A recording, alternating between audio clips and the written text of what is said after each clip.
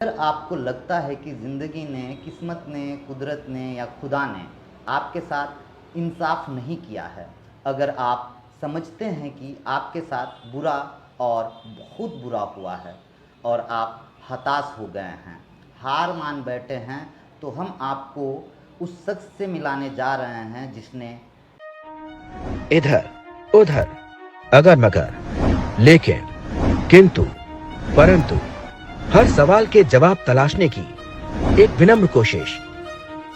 छत्तीसगढ़ के बीजापुर जिले में पत्रकार मुकेश चंद्राकर की हत्या ने सनसनी मचा दी है। मुकेश का शव ठेकेदार सुरेश चंद्राकर के परिसर के सेप्टिक टैंक से बरामद हुआ। पत्रकार 1 जनवरी से लापता थे। मुकेश ने हाल ही में सड़क निर्माण में भ्रष्टाचार पर खबर चलाई थी, जिसके कारण ठेकेदार सुरेश चंद्राकर से उनकी अनबन हो गई थी। पुलिस ने 3 आरोपियों को गिरफ्तार किया है और पुलिस पूछताछ कर रही है। भाजपा ने ठेकेदार सुरेश चंद्राकर को कांग्रेस का करीबी नेता बताया। कांग्रेस ने राज्य की कानून व्यवस्था पर सवाल उठाए। पत्रकार संगठन ने बस्तर संभाग में बंद का आह्वान किया, कई मांग रखी, जिनमें दोषियों की संपत्ति जब्त करना और उन्हें कड़ी सजा देना शामिल की है। विष्णु दयाल मुख्यमंत्री छत्तीसगढ़ अपराधियों पर सख्त कार्रवाई का भरोसा दिया। पत्रकार मुकेश चंद्राकर की हत्या से छत्तीसगढ़ में आक्रोश है। पत्रकार और जनता दोषियों के खिलाफ कठोर कदम उठाने की मांग कर रहे हैं। आज हाथ में कैंडल लेकर न्याय की गुहार लगा रहे हैं। न्याय की गुहार है कि आज पूरे भारत देश में जो पत्रकारिता है उनके साथ कहीं ना कहीं ऐसे पत्रकारों के साथ पत्रकारों की सुरक्षा को लेकर किसी भी प्रकार का कोई कानून नहीं है। आज पत्रकारिता की दमन की जा रही है, शोषित की जा रही है। पत्रकारिता ही कहीं ना कहीं पत्रकार तो अपना सर्वस्व न्यौछावर कर दे रहे हैं आमजनों के लिए, भ्रष्टाचार को उजागर करने के लिए, लेकिन पत्रकारों की सुरक्षा कोई नहीं देखता है।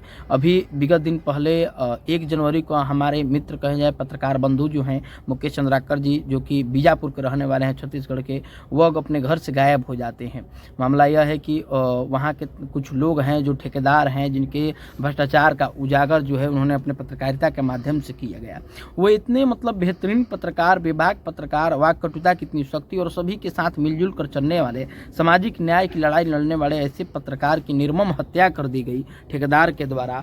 और मैं बता दूं कि हम लोग कैंडल मार्च के द्वारा उनको याद कर रहे हैं, क्योंकि मुकेश एक ऐसा जंबाज, एक ऐसा आवाज़ था जो गरीब, कमज़ोर, नौजवान का मसीहा भी कह सकते हैं, क्योंकि जन जन का आवाज़ उठाने वाला आज तो नहीं है, लेकिन कहीं ना कहीं अगर उनकी आत्मा हम उन लोग को देखेगी तो ज़रूर कुछ न ये तसल्ली होगा कि उनको लगेगा कि नहीं, कहीं ना कहीं हमारे जो है जो अच्छे कर्म हैं, जो अच्छे हमने जो हेल्प किया है, मदद किया है, उसका कहीं ना कहीं परिणाम दिख रहा है। और सभी के लिए, सभी पत्रकार बंधुओं के लिए एक बहुत बड़ा उदाहरण के रूप में है इनको। जी धन्यवाद। आप लोग क्या करना चाह रहे हैं? हम बता दें, पूरा उनका सुन लीजिए। जो मांग हम लोग आज रखने वाले मांग है, बोलिए। ठीक है। हमारी आज मुख्य मांगे यह हैं। अजीब पत्रकार, हम आपको बता दें कि आज हमारे साथ डेहरी के सोनू जी हैं, और तिलौथू से चलकर विकास जी, अनिल जी आए हुए हैं, सासाराम के धरती से जितेंद्र जी आए हुए हैं, बाबा, अन्य साथी रमेश जी पत्रकार हैं, केतन जी हैं, और आयान खान है, सभी लोग हैं। हम लोग का एक ही मानना है कि पूरे भारत में लगातार न्याय की बात हो, भ्रष्टाचार उजागर की बात हो, जनता की लड़ाई की बात हो, जनता की पेशी की बात हो, तो जनता के हर एक मुद्दे का सवाल पत्रकार उठाता है। आज पत्रकार कई रूपों में बढ़ चुके हैं। पत्रकार प्रिंट मीडिया को हो, इलेक्ट्रॉनिक मीडिया हो, और सोशल मीडिया से पत्रकारिता करने वाले हों, वो सभी लगातार अगर अच्छे कर्म कर रहे हैं, अगर जनता के प्रति कर रहे हैं, तो कहीं ना कहीं इनकी सुरक्षा का दायित्व किनका होगा, इनके सुरक्षा का जिम्मा कौन लेगा। आज पत्रकार जब खबर चलाता है तो ठेकेदार के द्वारा हत्या कर दी जाती है। हमारे मित्र मुकेश चंद्राकर जी, जो कि बीजापुर के छत्तीसगढ़ के रहने वाले हैं, आज उनके चलते पूरे देश कहीं ना कहीं उनकी हत्या से मर्माहत है। हम इस हत्या की कड़ी निंदा करते हैं, और हमारा जो स्वतंत्र बिहार का स्वतंत्र पत्रकार संगठन है, यह मांग करता है कि कि जो भी दोषी हैं उन्हें फांसी की सजा दी जाए और उनके घर पर भी बुलडोजर चलाया जाए, क्योंकि आज पत्रकारों के साथ न्याय को लेकर जो लड़ाई है कोई लड़ने के लिए तैयार नहीं है, कोई आवाज़ उठाने के लिए नहीं तैयार है। पत्रकार हर एक व्यक्ति का आवाज़ बनता है और पत्रकार के आवाज़ों को दमन किया जा रहा है। उनके द्वारा जो खबर चलाई गई थी भ्रष्टाचार की, उन भ्रष्टाचारियों ने उनके खबर को दबा दिया और नए साल के अवसर पर उन्होंने शुभकामना और संदेश दिया था मुकेश जी ने, और नए साल के अवसर पर उनके साथ यह दुर्व्यवहार, उनका यह हत्या करके उन्हें सेफ्टी टैंक में डाल दिया जाना, उनके सर पर कुल्हाड़ी से प्रहार करना, इसको लेकर सारे पत्रकार समाज रोहतास जिला के हम लोग मर्माहत हैं, इसकी निंदा करते हैं। और आज हम लोग कैंडल मार्च निकालकर उनके आत्मा को शांति के लिए हमने श्रद्धांजलि अर्पित किया है और सब लोगों की एक साथ मांगे हैं कि पत्रकार के लिए सुरक्षा कानून बने, नीति निर्देश तय हों, या कि पत्रकारों की सुरक्षा का जिम्मा कौन लेगा। आगे से अगर ऐसी कोई भी घटना होती है तो इसमें एसपीडी ट्रायल चला करके उनको फांसी तक पहुंचाया जाए, फांसी की सज़ा ही दिया जाए, क्योंकि इससे नीचे का कोई उपाय नहीं है। और पत्रकार समाज अब चुप रहने वाला समाज नहीं है, अब एकत्र होकर के इसके लिए हम लोग लड़ाई लड़ेंगे और मुकेश जी के न्याय के लिए लगातार जो संसद से लेकर सड़क तक जो भी आवाज़ें होंगी हम लोग खुद उसको लेकर उठाने का काम करेंगे। निर्मम हत्या हुआ है, इस तरह के हत्या को जो है कड़ी निंदा करते हैं हम लोग। और हम लोग ये ज़रूर एक मैसेज देना चाहेंगे कि सभी पत्रकार को औरों के लिए आवाज़ उठाना तो ठीक है, लेकिन अपने साथी मित्रों के लिए भी आवाज़ उठाना। अगर देखा जाए हिमांशु जी, तो कहीं ना कहीं आप लोग पत्रकार हैं और पत्रकार एक दबे हुए बात को उजागर करता है, तो आप लोग अपने ही बात को देखिए, पत्रकारिता में जब से हम आते हैं, हमारे साथी जितने भी पत्रकार हैं जिनके साथ पत्रकार का नाम जुड़ा हुआ है, वो निर्भीक है, वो निष्पक्ष है, वो निडर है, उनको मरना तय है। वो जान चुके हैं कि अगर हम भ्रष्टाचारियों के खिलाफ बोलेंगे तो मरेंगे। लेकिन ये जो सरकारें हैं उनको भी अब की बार कहीं ना कहीं सोचना होगा और जनता को भी हमारा साथ देना होगा, पत्रकार को भी संगठित होना पड़ेगा, क्योंकि अगल बगल के कुछ पत्रकार साथियों ने जब ऐसा हो पता चल जाता है कि पत्रकार तो एकत्र नहीं है, इसलिए आज देखिए कि कुठाराघात हो रहा है, पत्रकारों की हत्याएं की जा रही है। बिहार में भी कई पत्रकार बंधुओं पर हमले हुए, पूर्णिया में एक पत्रकार बंधु की विगत माह पहले हत्या कर दी गई। तो कहीं ना कहीं हम सभी को एक होना पड़ेगा और पत्रकारों की लड़ाई जो है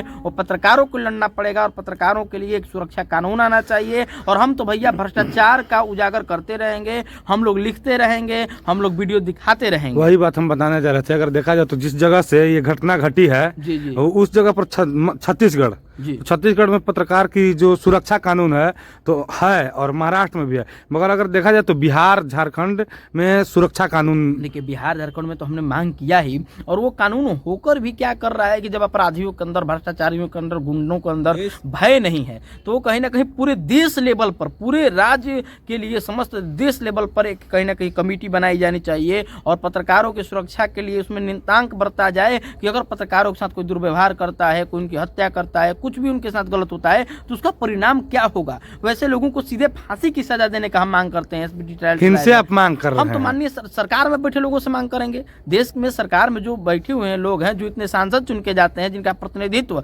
यहाँ तो हर एक नेता को बड़ा नेता बनाने वाला पत्रकार काम करता है, उनके अच्छे कामों को दिखाने वाला पत्रकार काम करता है। और जब गरीबों का शोषण होता है, जब वंचितों का शोषण होता है, तब पत्रकार उस खबर को आगे को दिखाने का काम करता है। तो हम तो मांग करेंगे सरकार से और समर्थन मांगेंगे जनता से कि जनता के काम के लिए जब पत्रकार लड़ रहा है तो पत्रकार के लिए भी, जनता को भी पूर्ण रूप से आवाज उठाना पड़ेगा। आज बहुत हमको खुशी हुई कि जब एक पत्रकार भाई के साथ ऐसा हुआ तो कहीं ना कहीं पूरे देश स्तर में इसके लिए एक आंदोलन सा छिड़ गया है। और मुकेश चंद्राकर जो है एक नाम ही नहीं थे, एक पत्रकार ही नहीं थे, वो एक संघर्षशील व्यक्ति थे। आपको पता होना चाहिए कि जब हमारे वीर जवान को नक्सलियों के द्वारा बंधक बना लिया गया था 2021 उस घटना में ये स्वयं जाते हैं, नक्सलियों के बीच में मध्यस्थता करते हैं और अपनी बात को प्रमुखता से रखते हैं। और मैंने उस वीडियो को देखा, आज भी वो वीडियो पड़ा हुआ है, वो अपने बाइक को स्वयं चलाते हैं, पीछे जवान को बिठा करके घर वापसी कराने का काम किए थे। तो वो वीर जवान थे और उन्हें एक शहीद का दर्जा हम तो देते हैं। साथ साथ मांग करते हैं कि जो उनके परिवार के साथ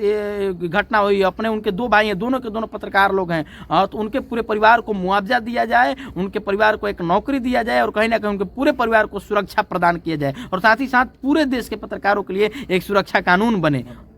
देश में जो है न्यायपालिका, कार्यपालिका और विधायिका, ये तीनों के लिए एक अच्छा व्यवस्था है, लेकिन आप वास्तविकता देखेंगे तो पत्रकारिता जो है काफ़ी स्तर परेशान है और उसके लिए कोई कानून नहीं है। तो पूरे हम राष्ट्रीय स्तर पर मांग करते हैं, देश स्तर पर मांग करते हैं कि जो पत्रकार के लिए एक सुरक्षा कानून बनना चाहिए और इसे पूरे सख्ती के साथ अपनाना चाहिए और इसको फैलाना चाहिए।